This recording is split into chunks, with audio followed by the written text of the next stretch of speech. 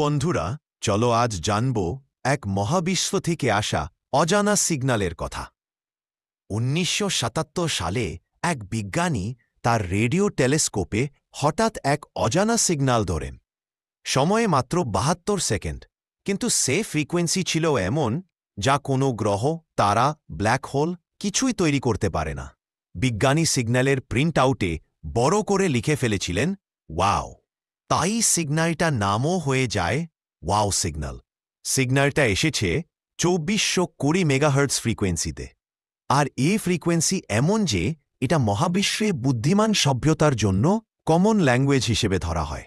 সবচেয়ে বড় রহস্য, ৫ দশক পার হয়ে গেলেও এই সিগন্যাল আর একবারও ফিরে আসেনি। না কোনো নয়েজ, না স্যাটেলাইট, কিছুই দিয়ে ব্যাখ্যা করা যায়নি। বিজ্ঞানীরা বলে ইদার এটা প্রাকৃতিক কোনো ফেনোমেনন অথবা কেউ আমাদের উদ্দেশ্যে পাঠিয়েছিল। শেষ প্রশ্নটা এখনও রয়েই গেছে। এইরকম আরও ভিডিও পেতে আমাদের ফ্যাক্ট ইউনিভার্স বাংলা চ্যানেলটিকে সাবস্ক্রাইব করুন।